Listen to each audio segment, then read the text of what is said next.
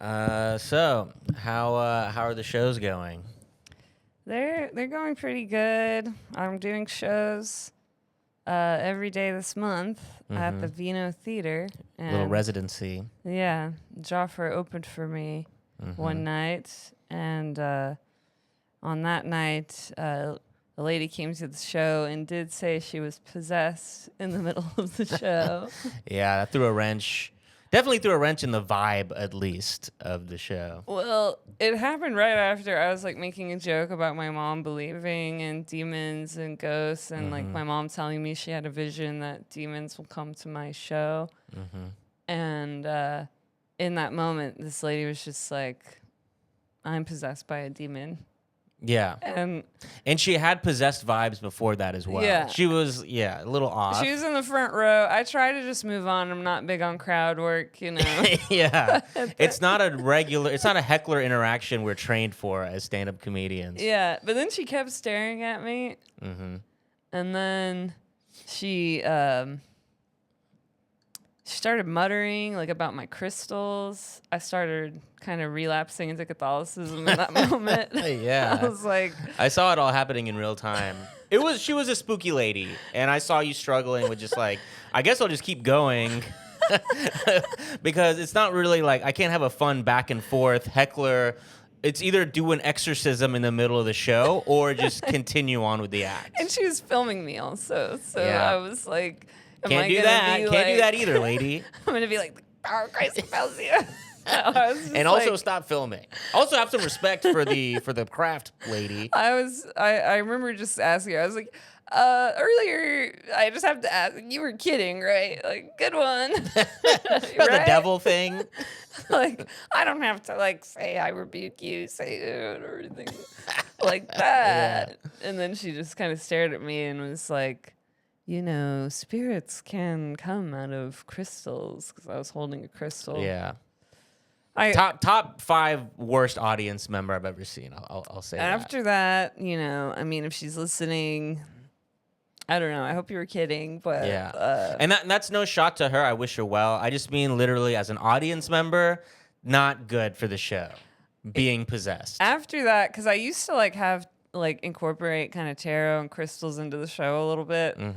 And since then, I have not, because I'm just like, okay, maybe this is too real. Like, yeah, when the devil shows up, maybe you got to stop with the open invite. My mom was right. But yeah, I'm doing that hour every day this month. All right, good plug. Vino Theater, Kelly Bachman, catch her this month.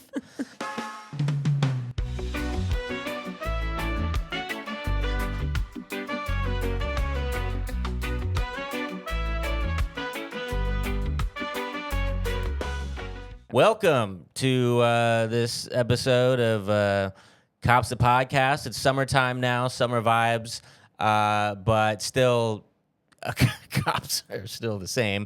The weather vibes are not really relevant to our podcast, but it's relevant for us in this room. But let's just get started with the headline roundup of this week, starting in cops in Aurora, Colorado, are facing a lawsuit for fatally shooting an unarmed man. R.I.P. Kylan Lewis. Cop in Detroit is facing a lawsuit for chasing someone, tripping, falling, and then shooting into a crowd of people, killing an innocent teenage bystander. R.I.P. Amani Peterson. Cops in Plantation, Florida, sick their police dog on a man who later died from an infection from the bites. R.I.P. Cornelius Johnson. Cop in Mount Pleasant, South Carolina, fatally shoots her boyfriend. R.I.P. Juan Saul Rico Pacheco. Cops in Walcott, Connecticut, arrest a man who died in their custody. R.I.P. Joseph Jackson.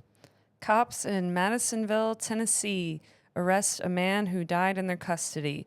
R.I.P. Lester Isbill. Cop in New Jersey charged for conducting a fatal motorcycle chase while off duty. R.I.P. Omar Kebabi. Cops in West Palm Beach charged for a fatal car crash that killed a mother and her pregnant daughter. Rest in peace, Marsha Pochette and Janice Woods. Cop in Kansas City, Kansas shoots an unarmed man. Cop in Long Island, New York, charged with a hate crime for attacking a man and yelling racial slurs. A Colorado Springs officer body slammed and pepper sprayed a handcuffed woman after she told him she'd prefer if a female cop frisked her instead of him. Cop in Chester, Pennsylvania, is caught on camera repeatedly tasing and punching a man while he's on the ground. Cop in Terrebonne Parish, Louisiana, arrested for sexually abusing a child. Cop in Hardy, Arkansas, arrested for sexually abusing a child. Cop in Galena, Illinois, charged with child sex abuse material. Border cop in Minnetonka, Minnesota, charged with child sex abuse material. Cop in St. George, Utah, charged with child abuse. Cop in Salt Lake City, charged for stalking his ex-girlfriend. Cops in Detroit shoot a dog. Cops in Cullen, Louisiana, shoots a dog. Cop in Sarepta, Louisiana, shoots a dog. Cop in Glenmora, Louisiana, shoots multiple dogs. Cop in Alabama arrested for kidnapping after handcuffing and arresting a man at a house party while off duty in Mississippi. Cop in Hialeah, Florida, steals millions of dollars from the police department budget. Cop in Osceola County, Florida, who previously had accidentally posted a picture of a teenager's dead body on Instagram, has now been arrested for running an illegal gambling operation. Wow. Yeah. Yeah. How do you accidentally do that is where my mind is going. Yeah, I mean, it's one of those things where your first instinct wants to be like, every time a cop does something quote unquote accidentally, you're like, all right, that shit wasn't accidental. But with this, it had to have been accidental because there was no reason for him to do that whatsoever. So I think it's just pure incompetence. It's making me think of like, I have an uncle who is a cab driver, not a cop, but every once in a while. And we support those. We support cab drivers on this podcast. Every once in a while, he'll have a post on Facebook that says something like, nude videos, Melania Trump. Melania Trump? All right. And I have to comment on the post to say, like, this is not a search engine. Yeah. So now... But reading this, yeah, I'm like kind of grateful, you know, like that was misogynist, like, you know, that he's looking for porn of the first lady, but at least I was gonna say I like that he's searching women his own age. Yeah, she's I only had positive reactions. She's alive. She's here with us. Yeah, she's an adult. Yeah. So the bar is in hell for men. It is because I didn't even clock any misogyny. It went completely under my radar. I was like, hey, good for him. But a woman his own age who's alive. Yeah. The other thing that stood out from all that, aside from just being very sad, is that there's a town called Plantation, Florida. Yeah. I mean, yeah, it says it all. Mm-hmm. It's time for a reset on that one. Yeah, not even like, you know, something like, you know, Somerville Plantation or like Johnson Parish Plantation, just plantation. Yeah. The concept, nothing specific. We're just fans of the concept. Yeah, it's time to start over. Yeah. Yeah, which is the theme of the of the podcast in general. Some of y'all real loyal fans of the podcast might have noticed a subtle difference between... I'm Ashton Womack. Yeah. No Ashton this week. Though I am wearing the shoes that he got me. Aww. Ashton gets me sneakers like once a year to stop me from being one of those white ladies who wears dirty sneakers in Bushwick. He was like making fun of me one day. I was like, I can't afford these shoes. And he's like, oh. My bad. So now once a year, I think when he sees, I gotta buy this white lady some shoes. I don't ask him for shoes. He's just he's a nice friend. Ashton's a nice guy. He's a generous man. Yeah. So this is not Ashton. This is Kelly Bachman. Kelly Bachman, you might have seen her on Hulu, on FX. You might have seen her writing as the New York Times. Very hilarious comedian. She has an album, Rape Victims Are Horny Too, listed as Pace Magazine's top 10 comedy albums of the year. And Jaffer and I are in love. So sorry to his... Sorry if you're sitting at home having a crush on Jaffer. Guess what? Full disclosure, me and Kelly, my current co-host, we are engaged in a loving relationship. Engaged. Not engaged. We're engaged in a loving relationship, and we're not engaged, but we will be. Oh, yeah. We don't have to get into this on the podcast, and, right? This is how he proposes. This is why you don't have co-hosts. This is why you don't have your girlfriend on your podcast, bros. But yeah, just for transparency's sake, I wanted to. We're letting the audience know that we're in love. Yes. It's good to. I say shout it to the rooftops. So now we're not keeping any secrets. So let's get into our work for the day. What will we be talking about on our episodes today? Well, on our main episode, we'll be talking about cops wielding the surveillance state to go after women getting abortions. Yet another case of cops jailing someone who simply needed medical attention. This time with, unfortunately, tragic consequences. And we got stories about cops stealing money from the taxpayer and stealing money from individuals. That's on our main episode. What we'll be talking about our Patreon episode, Kelly. In our Patreon, we'll be discussing the 22-year-old now in charge of overseeing terrorism prevention under President Trump. Yeah, that'll be a fun one, honestly. So $5 a month gets you access to all our Patreon bonus episodes. That's basically 4 episodes a month, $5 a month.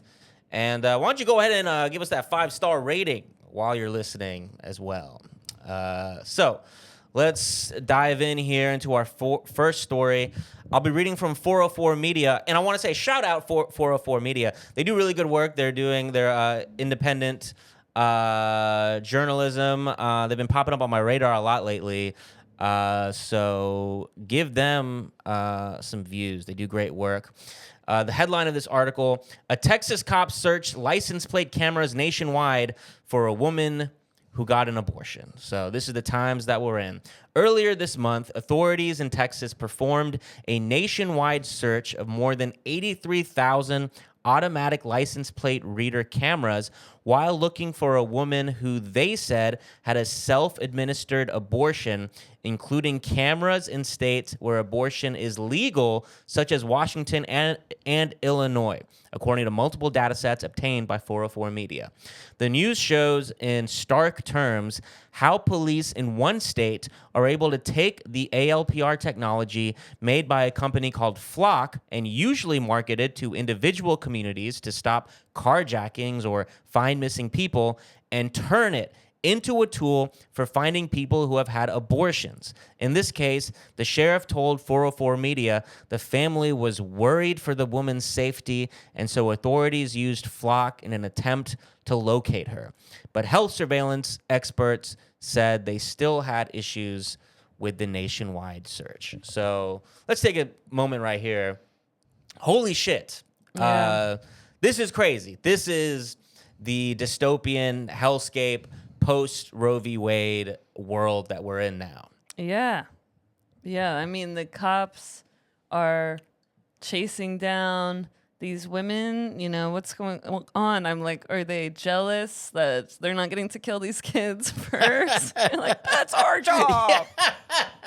Yeah. Yeah. If these women are killing all these kids, they're taking our jobs. That's not right. And then bringing AI into it, I'm like, oh yeah. I mean, AI, the more I'm learning about it, I feel like we just need to get her on our side. You know, Mm-hmm. we need to radicalize her. We need to get her self-actualized. You already know I'm putting in the work on this. Yeah, you personify ChatGPT. You refer to it as her. It is kind of scary because it's like, I think it started as a bit. It's no longer a bit for you. It's how you speak about it. I spend millions of gallons of water every day. Yeah, you do. Discussing feminist theory and Marxism with ChatGPT. And I used to think she had school shooter vibes, but now I think she's a nice lady. Now she's know? an empath like you. You programmed. I mean, if the woman that I love has programmed an AI, I would like to get to know that algorithm. But then if we take her far enough, then she gets on our side. Then she turns on the cops. Think about that. Yeah, I mean, that is a way of looking at it, but I just feel it just sounds like you're just trying to protect your friend over here. But the AI, I mean, it is a great thing to bring up, and it is like every week, it has become a big part of the podcast because it's becoming increasingly a big part of policing is this AI-driven surveillance state that we find ourselves in. So I want to back up for a second. They used 80,000 of what are these called ALPR cameras. So what these are cameras everywhere. I mean, you see them on top of traffic lights, and they are there, and they're just scanning all of our license plates at once to know who we are and what like possible like cases we could have on us or whatever it is. But just like the fact that there is 80,000 of these that just these Texas police went through is crazy in of itself, that there's this much surveillance going on that can be this centralized. And there's so many of these, they're so ubiquitous that not only can, when we're out, any one of us are out driving, we can be pretty sure we've been scanned by one of these cameras, but it's that we are constantly being scanned by these cameras to the point where they effectively can track where we're going. They are tracking our movements. And not even that we need them to track our movements. We all have these fucking phones on us that are also tracking our movements, but it's just this complete surveillance state that we live under, that a lot of it is self-imposed, like these fucking ring lights that we have everywhere. A lot of it is more top-down, like the ALPR cameras we're talking about. But regardless, no matter where it comes from, we're seeing examples of the police able to like sort of commandeer these this infrastructure that we've laid in place. Whether it's this week we're talking about them trying to track down a woman seeking an abortion, or last week where me and Ashton were talking about these same ALPR cameras being commandeered by ICE looking for migrants using these ALPR cameras. Or just the week before that, me and Ashton were talking about the New Orleans police taking security cameras all over the city that were meant to be private, and the police commandeering those and running facial recognition through them just to see who is out there doing what in the city. So it really is, we've come to that moment in that we feared that all these nefarious, I'm going to call them nefarious, government agencies can tap in to all these various different sort of data surveillances that we were worried about, whether it's cameras, whether it's phones. Now it's all being centralized and being used against us. Oh, yeah, absolutely. I mean, we gave it all away long ago with that Patriot Act. And oh, yeah. It's one of those things like, I feel like everyone remembers that switch in their life of like all of a sudden being scanned everywhere and it just being normalized.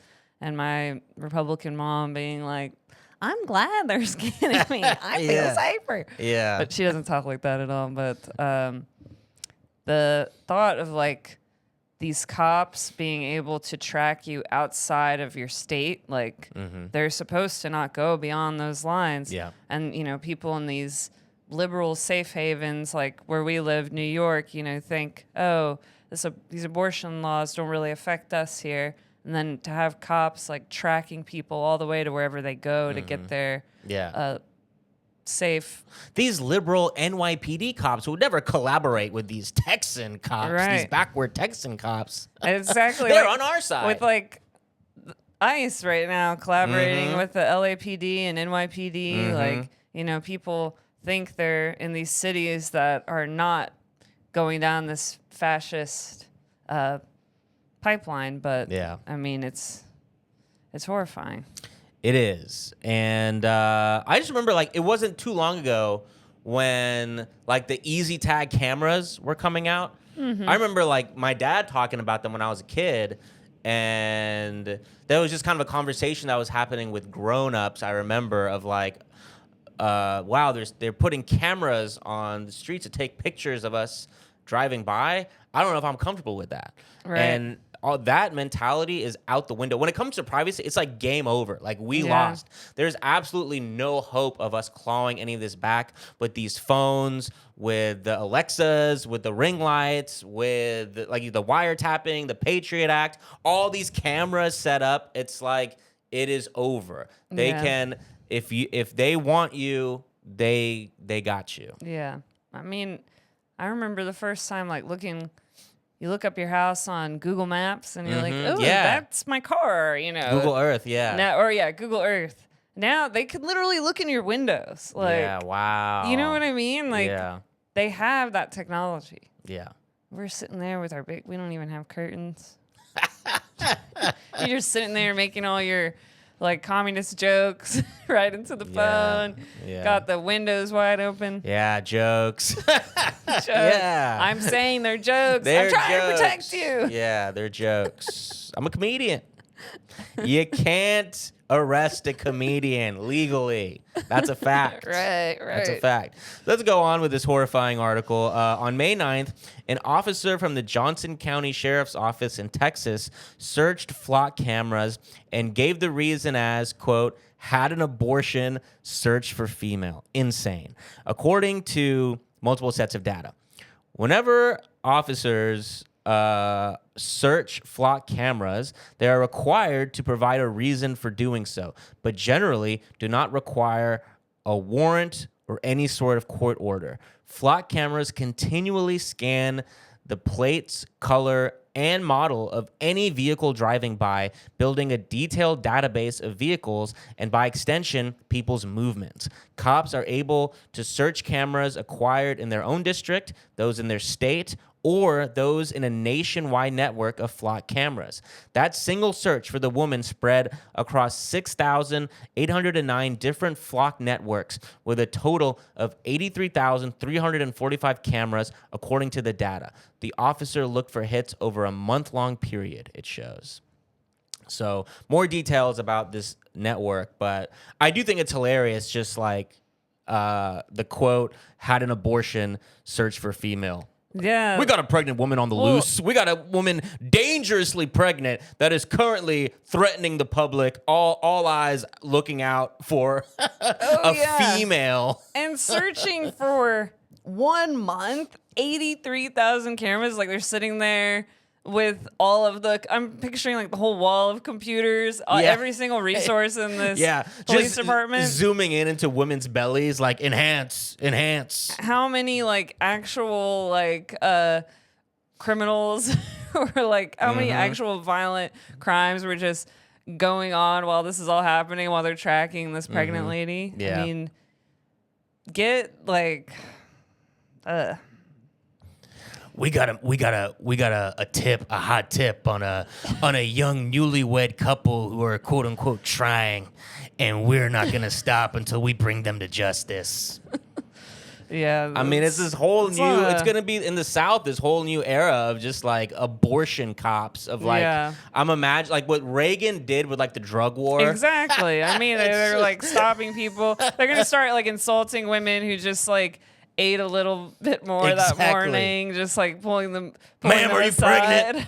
No. Oh, all right, sorry, ma'am. I apologize. Just on my period.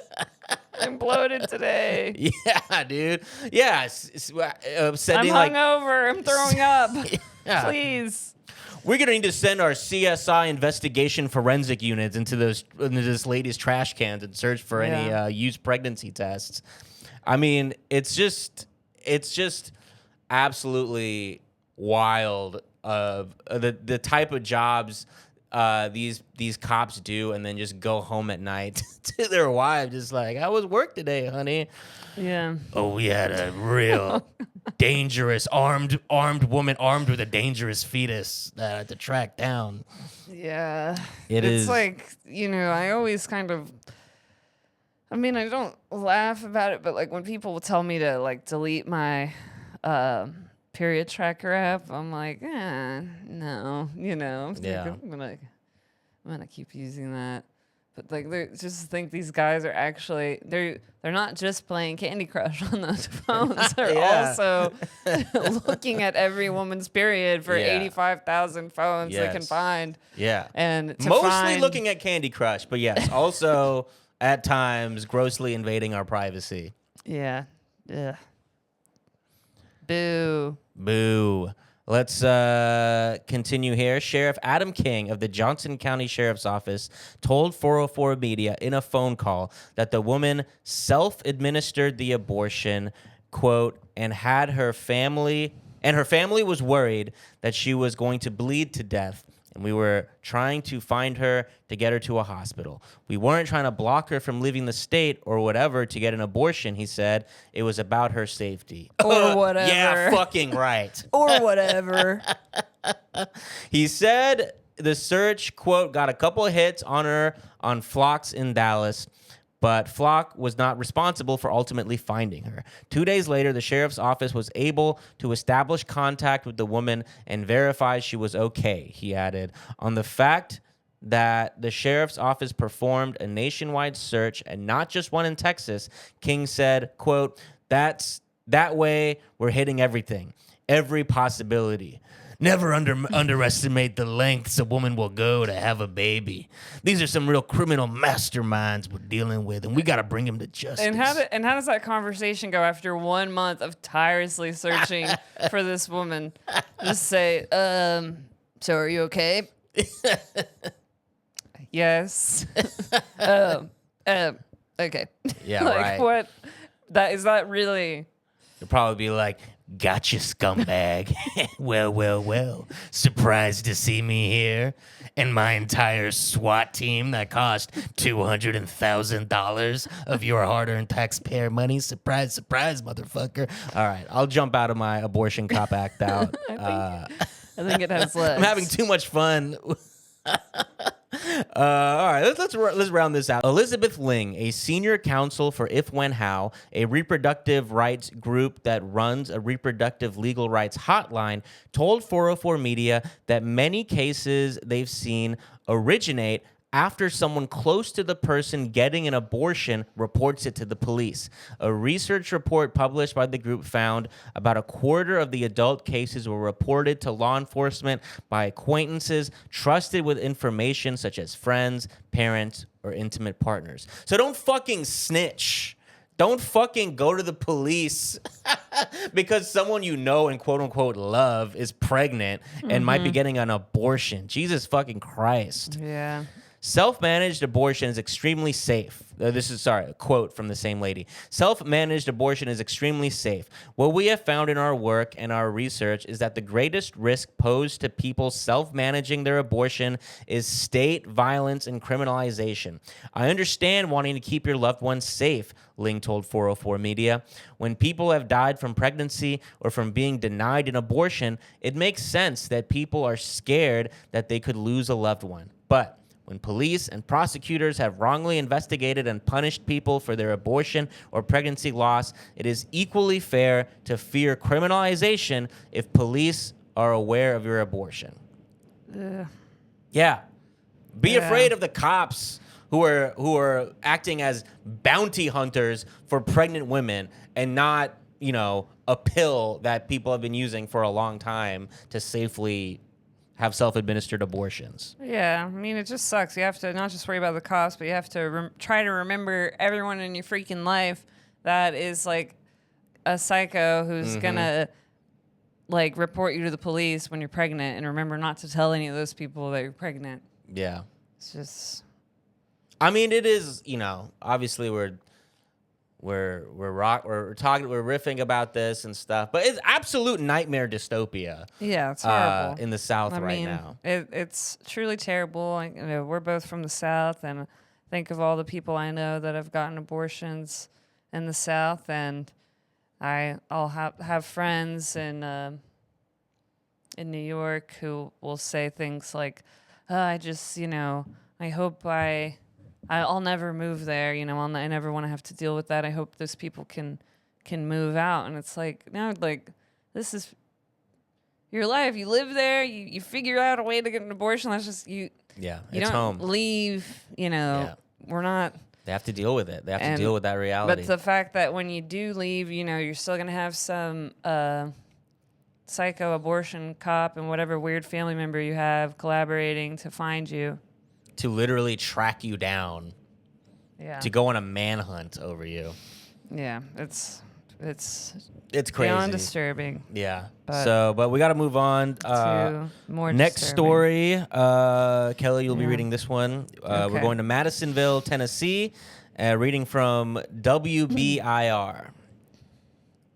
Okay. A Monroe County woman is vowing to get justice after authorities kept her 74-year-old father restrained more than 9 hours in a chair at the county's Justice Center, mostly while wearing a hood, until he fell unresponsive and died. What happened over the course of the afternoon and evening of February 6, 2025, inside the Monroe County Justice Center should never happen again to anyone, said Wendy Duncan, daughter of Lester Isbill, a retired pastor in declining health.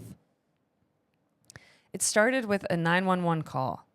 Isbill, full name Elijah Lester Isbill of Tellico Plains, had stopped by Security Finance in Madisonville the afternoon of February 6, 2025, to pay a bill. It was something he'd done before.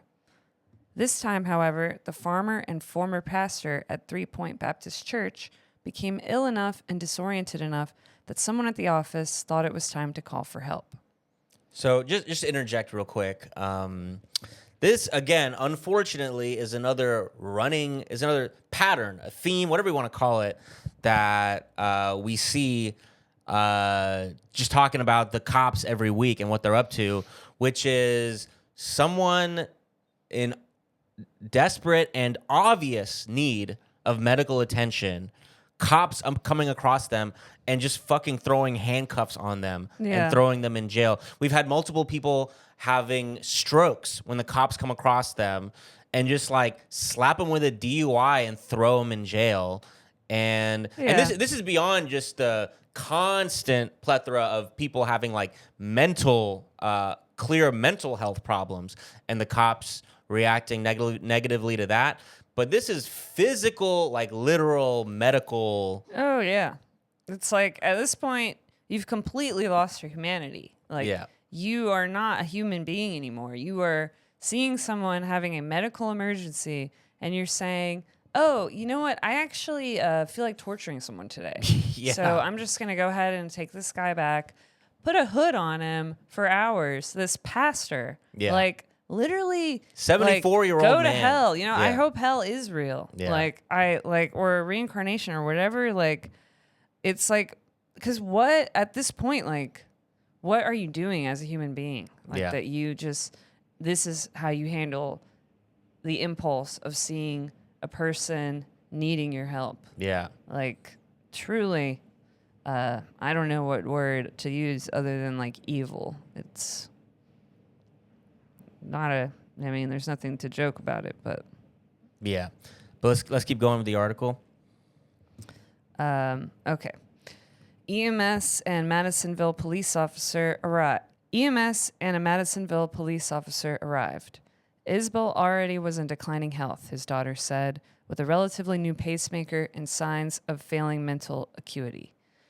In 2024, soon after getting the pacemaker, he'd pulled over while driving after feeling sick, but authorities thought he was impaired, so they charged him with a DUI, Weiss and Duncan said.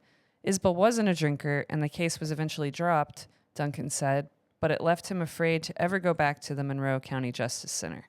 So this story keeps getting more and more absurd. Like, this has been a pattern that they have previously accused this man with ailing health of being under the influence. They've not only is it so insane to see an old man who needs help, anyone just being sick and just reacting just like, tell it to the judge, motherfucker. Not only is that absurd enough, but the fact that it's happened before. They've had experience with this in a small, tiny town. I looked it up. This town, Madisonville, Tennessee, is like less than 3,000 people.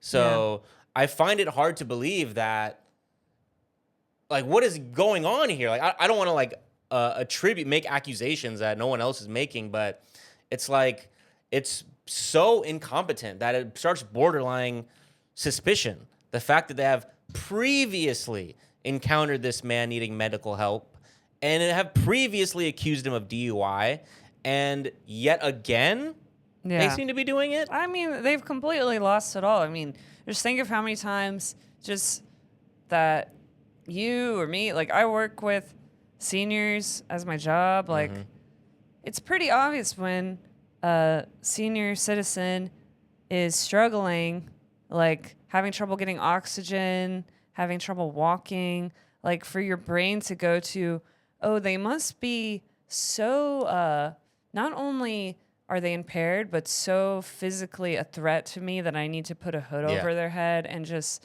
ignore them. Like, there's no way that should be your impulse. There's no way. The only thing could be that you want to torture this person. You want to abuse an elderly person, which unfortunately there are people like that, and it's sick and wrong. Yeah, and it's like this guy. It said, he was a pastor. If you're a pastor at a town with 2,500 people, I think it's fair to say that like people know who you are. Yeah, you're like one of the few pastors at the church, and they see him in his car, and they're like, "Oh, there goes the town drunkard who's like the local pastor. We all know. Let's fucking arrest him and take him to jail." It's like you said, they're like literally terrorizing this town. I mean, if the cops weren't in this town, it would be a much better place. Just based on this one story, we can confidently say that. Anyways, I'm sorry. Let's keep going with the story. Weiss said EMS determined his blood pressure was high, but he wasn't getting enough oxygen to his brain. Isbill, who used a cane to get around, didn't want to go to the hospital. Even after his daughter, who had power of attorney, showed up to intervene, he still didn't want to get medical help. Police decided to charge him with disorderly conduct, a low-level misdemeanor, and take him to jail. Absolutely insane. Absolutely insane. Once in the hands of Monroe County Sheriff's personnel, things got worse for Isbill, Weiss said. He was put in his cell by himself, where video showed him raising his hands as if talking to someone and tottering around the small room. He didn't have his cane, video shows, and he fell head first, striking his head. A jail incident report later stated Isbill was intoxicated and very unsteady on his feet when he came in. Another report said he was intoxicated. But Duncan said her father didn't drink. Testing after death would show no alcohol or drugs except for naloxone and caffeine. The February 8, 2025 autopsy performed by the Regional Forensic Center in Knoxville shows. Naloxone. So they fucking gave him Narcan. Yeah. Were they really this convinced that this 74-year-old man, who they've previously falsely accused of having a DUI, they know now he has medical issues. The daughter is telling them he has medical issues. They can just look and say that he has medical issues, and they're still somehow so convinced. Like it's whether or not it's baffling. Like I don't know what to make of it, but regardless, it's clearly, like you said, inhumanity. But it's like cops really have this contempt for the public. Right. They really look at the public. It's not no protect and serve. It's that we are a threat to them. Yeah. Yeah, I mean, either way you look at it, either they are, very stuck in this war on drugs mindset where they're just going to pull everyone over and assume it's drugs, even when it's someone who clearly is missing his cane and is an elderly man who needs help, even after the EMS tells them, even after the daughter talks to them.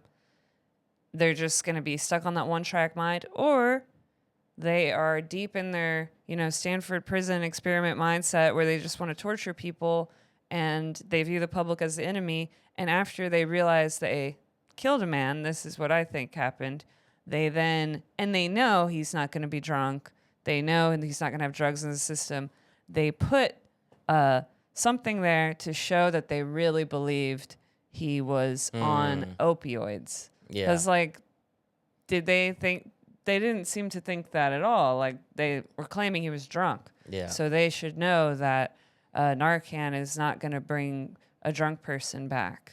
Yeah. But I think the drunk might have been the previous time where they pulled him over in 2024, charged him with a DUI. But regardless, I could be wrong about that though. But regardless, your point stands of them potentially here being just trying to cover their tracks. Yeah.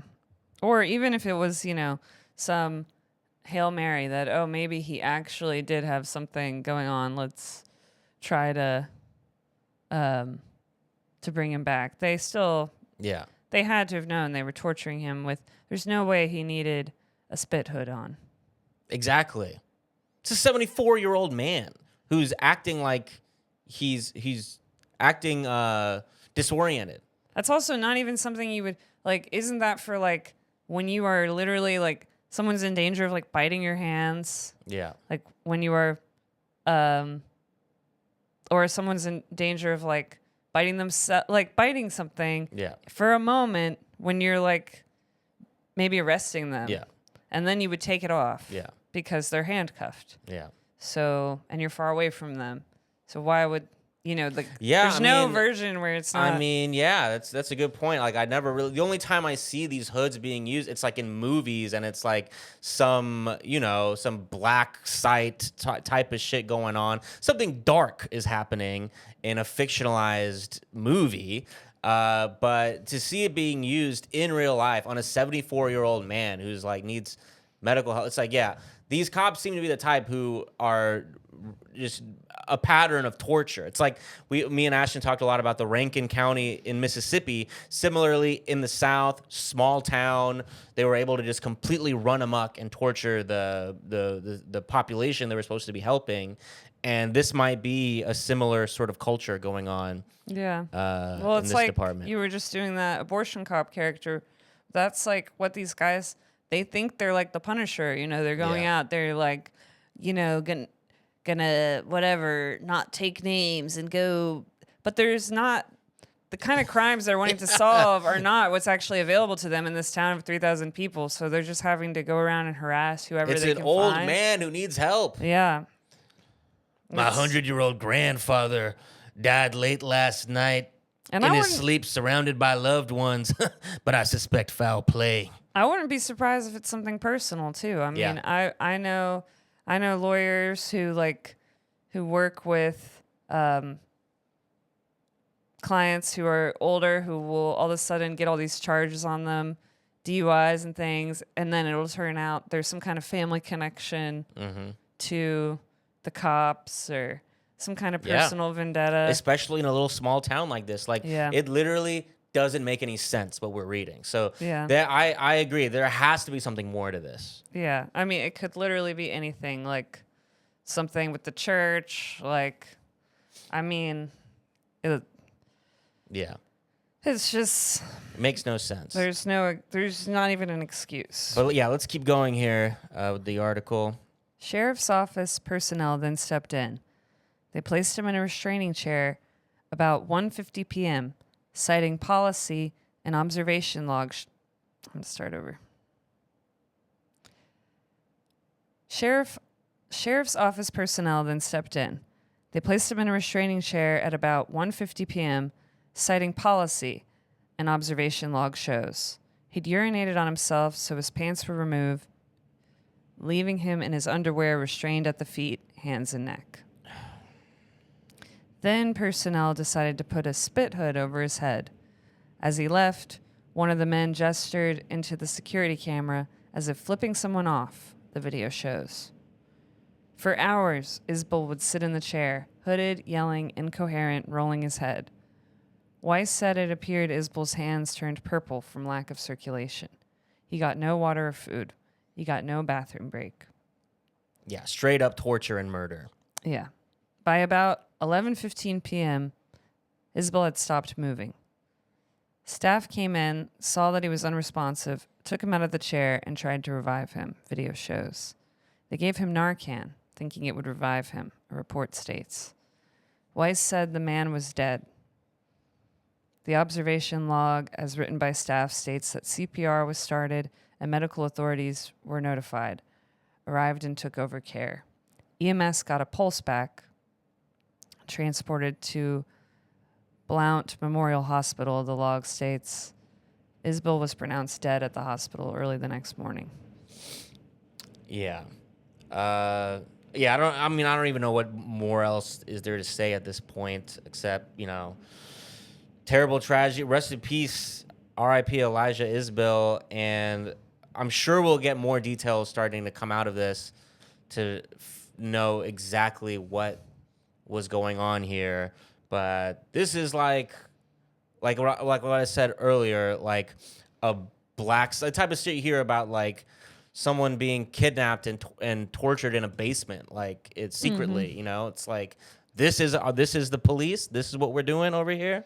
Yeah, I mean, it's like what the military is doing all over the world. Yeah, and we see again and again the horrible military practices that we ignore all over the world, come back to the States, becoming more militarized, not just with all the equipment they're using, but also the tactics that an individual cop feels emboldened to use and say, oh, yeah, that's how we did it back in, wherever I was, or, whatever I saw in that movie.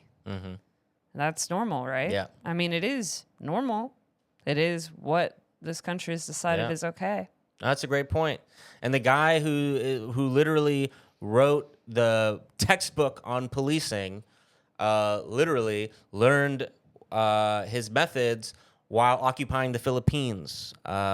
So quite literally, occupational forces are at play here. But let's move on from that horrifying story. We'll now be going to Greenville, South Carolina. I'll be reading from the Atlanta Black Star. It took less than a month for South Carolina police to arrest a man accused of stealing nearly $20,000 from a black woman named Tamia Sims Irby in 2022. But 3 years later, Greenville police have yet to return the money to her, claiming she must obtain a court order to prove the money truly belongs to her. Last month, Sims Irby filed a lawsuit against the Greenville Police Department in the hopes of obtaining that court order. So, if anyone needs any clarification here, cops straight up stole $20,000 from this lady. The lawsuit filed on April 23rd, obtained by Atlanta Black Star, argues that a man named Tyjalon Smith pled guilty to the crime in 2023, admitting to the court he stole the money from her in an armed robbery. Since then, nobody else has claimed ownership of the money. So here we have the man who robbed her literally being like, yeah, I stole it from her, points to her, and the cops being like, well, we don't really know whose money is this. We better hold on to it for safekeeping. Because, I mean, it's one of those things. It's one of those great mysteries. We can't seem to solve it. Quote, it's definitely a nightmare, Sims Irby told Fox Carolina. I still have scars from being pistol whipped. It was chaos. It was just too much going on. I was stabbed and robbed for a significant amount of money. The fact that Greenville police even maintained possession of the money is questionable, considering the crime took place in Atlanta, was investigated by Atlanta police, and was prosecuted by the Fulton County District Attorney's Office. Aside from arresting Smith on a warrant out of Georgia, Greenville police played no role in investigating the armed robbery that took place on April 30th, 2022, so it's not clear why they even have the money in the first place. It's not even your case. They don't even have jurisdiction. Don't they respect jurisdiction? Thought that meant something to y'all. But let's keep going here. Greenville police declined to comment to local media as to why they have not returned the money. Yeah, because they straight up stole $20,000 from this lady and are trying to make excuses as to why they won't give it back. It's like, we know why you won't give it back, because you fucking stole it. South Carolina has a notorious history of seizing money from black people through forfeiture seizure, according to a 2-year investigation by the local newspaper, the Greenville News. Civil asset forfeiture is a process where law enforcement agencies are legally allowed to seize money from citizens if they claim it was obtained illegally, even if they lack the evidence to convict the citizen of any crime. So this is a great topic, civil forfeiture. I don't think me and Ashton have touched on it yet in the podcast, just because there's so many great topics to choose from when talking about the police. But yeah, civil forfeiture means that cops can literally steal money out of your car if they just say that, like, we suspect that you obtained this money illegally, whether they actually suspect it or not. But you can probably imagine what this leads to as far as the demographic, and this article goes into it, the demographics that are most likely to be affected by cops stealing money that they deem to be suspicious. Oh, yeah. You hear about these, like, LA cop gangs and cop gangs around the country that have literally got rich by just taking people's money, taking people's drugs, taking everything, and piling up their own kingdom of money, getting richer and richer. Yeah.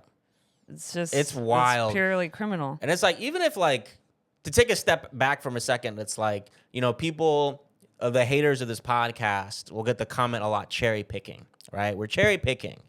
We didn't cover the story of a cop not killing someone today. What about that cop? But it's like, even if we are cherry picking, like, look at the vast plethora of, like, just from this episode of a cop kidnapping an elderly person who needed help, putting them in a spit hood, torturing them until they died, and regularly stealing from us. It's like, it's just so obvious that there's a problem with our policing. This shit is like an epidemic of shit that they're fucking getting away with on a regular basis. Yeah. I mean, maybe I'm from an exceptionally bad place, but I'm thinking, like, anyone look up wherever you're from, there's probably some wild, bad cop story. That's very true. I mean, I'm from, like, Greensboro, which is, like, famously one of the worst places. But where I'm, they've actually made the news. They made the history books. But specifically, the town I'm from, outside of Greensboro, outside of High Point, even, I remember we had this cop. We had this Sheriff Hagee, and he was like this flashy cop, kind of like this character you're playing. He like would have all the kids go on, like, a tour of his jail. And he had this fancy car that he painted, like, a spider on. Oh, my God. He had literally Punisher mindset. Yeah, and he literally had his office and, like, the cop part of the office decorated to look like a Vietnam bunker. Oh, my God. And the rest of the jail was painted pink with teddy bears to, like, humiliate the people in the jail. Oh, my God. And he also... throw this fucking guy in jail. This guy's literally a psychopath. He had a KKK robe in his office, which he claimed that he got from getting his friend to retire from the KKK, which made no sense. But how did he have it? Just like, he just had it, like, in a case. In a case? Yeah. Yeah. So he's it's like literally on a pedestal. And he's like, yeah. But this guy, would you believe? It turned out, was extorting all this money and stealing money. What? And the KKK guy? Yeah. Well, no, he had it. He just had it framed. Yeah, because how much he hates the KKK. He's just put it on display in his weird Vietnam room. Yeah. He bought lights for it because he hates the KKK. Yeah. Well, that's insane. But I remember that. That's one of the craziest stories I've heard. That's just one, and that's not even news. That's just one. That's just a guy in his office. That's just one jail from my hometown, one sheriff. Yeah. And everywhere you look, I can't even buy for a second that people don't have their own insane thing they've seen. Yeah. Or Like, I'm talking about white people, But, yeah. of course. Everybody But, I else mean, it's a great. has It's honestly a great direct suggestion. experience. It's a great suggestion. Google your local police department. See what pops up over time, over the years. It's criminal. I mean, it's literally It is. These cops are criminals, and you see it in your town, or you see it. I mean, in New York, of course. Yeah.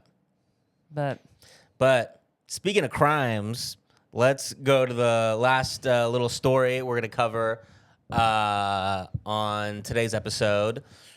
Different but similar to the story we just talked about in South Carolina. okay. We're going to Healy, Florida. Reading from NBC6. Ex-Hialeah top cop spent lavishly while millions in department funds vanished. The 43-page affidavit. That one I did know how to say. Let's start from the top. Okay. Ex-Hialeah top cop spent lavishly while millions in department funds vanished. Oh, God. The 43-page affidavit details what led to Monday's arrest of Sergio Velasquez on charges including organized fraud, grand theft, and structuring transactions to evade reporting or registration requirements. A former Hialeah police chief arrested on grand theft and fraud charges deposited over $2 million in cash into bank accounts during his tenure and spent lavishly as petty cash and seized drug money vanished from the department. So again, seized drug money. So we're talking about the same shit. Yeah. Civil forfeiture. Yeah. And I think the problem with this cop, the reason why he's in trouble, is that he selfishly took all that stolen money for himself. Mm-hmm. He's not supposed to do that. He's supposed to share it with all of his pawns and all of his stooges, but instead he selfishly took it just for himself. Yeah. And his police officers working under him were sitting there. They were angry about this. They probably, started reading some Karl Marx. And we're like, he's stealing the surplus value of our stolen money. I mean, really, he's defunding the police in his own way. Yeah. He's kind of an ally in that way. Yeah, these are the heartwarmingest stories we got on this podcast is when cops are taking the funds that they're supposed to be using to harass people sleeping on benches and are instead, just doing whatever else with them. Yeah. I mean, maybe in some way, I'm thinking if you're somehow a cop who has a soul and you're listening to this podcast and you're thinking, what can I do? Maybe steal as much money as possible from the police department, gather all the evidence you can on your evil colleagues, and then, of course, the most important step, you have to quit your job immediately and be prepared to do some jail time for all. If you want a shot into getting into heaven, you got to pay your dues here on Earth first. That's just your options. That's just your Bible, folks. Yeah, but defund and then do go to jail. Yeah, if you're a cop. Shout out, y'all. Shout out all the cops listening to the pod. Our faithful listeners. There's a guy out there. He's thinking about it. He's like, oh dang, this is actually. Kelly's right. Kelly's right. Jaffer's love. I see what he sees in her. All right, let's keep going here. Okay. Records showed that between 2015 and 2021, around 100 petty cash checks were cashed, totaling over $2.8 million. But of that amount, only $209,000 was ever documented as legitimate expenditures, leaving nearly $2.6 million unaccounted for, the affidavit said. Between 2016 and 2021, over $1 million from 20 court-awarded civil forfeitures also went missing. The cash was never submitted to the property unit and was instead held in a safe in Velasquez's administrative suite that only he and a couple others had access to. Held in a safe in his suite.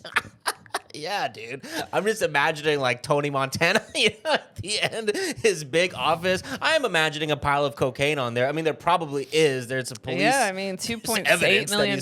he's stealing. Yeah. It's like, it's a fair amount of money. It is. It's kind of leads me to a fun thought experiment. Like, what would you do? What would you do with $2.8 million of cop money? Yeah. Would you have a suite? Yeah, I mean, it goes on into what he does, and he does like pretty much the very first things you would guess. He does those things. Yeah. Well, let's see what he says. Business credit card purchases were made at a luxury watch retailer, Cartier.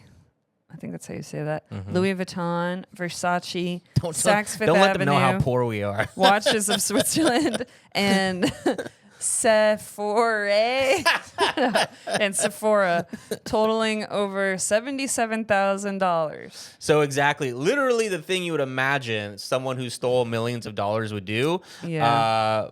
He did. Yep. Records showed a dozen credit cards were used by Velasquez in his name or the name of his business. On April 20th, 2021, gotta celebrate 420.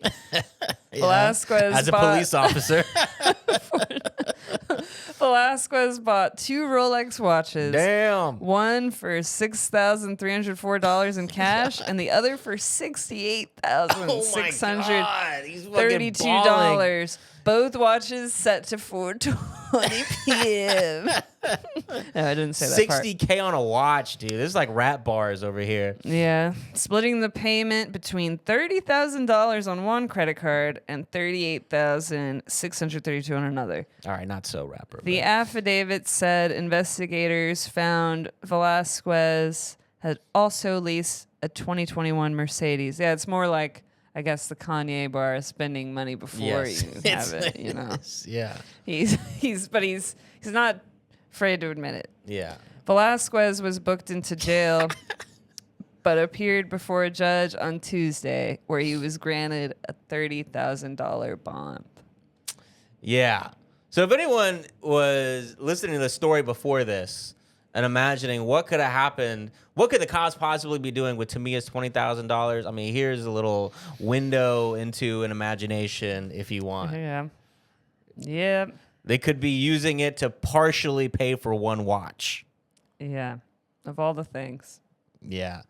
So, yeah, just wild times. Cops, killing us, stealing money from us, buying Rolexes, going on full-scale SWAT team manhunts for women getting abortions. Oh, yeah. I mean, when I listen to you guys' podcasts, I do cry. From laughter. That's how funny me and Ashton came here are. today, I was like, don't cry. You have to go do the riffs. You got to try to make the bits. You thought, don't cry. Jaffer banned me from crying on the podcast. He said there's one rule. But yeah, it does all. It breaks your heart. Yeah. It's a sick, sad world. Yeah. But on that note, thanks for listening. Tune into the Patreon. That's where me and Kelly will be heading right now. But appreciate y'all listening. Yeah. Thanks for having me on.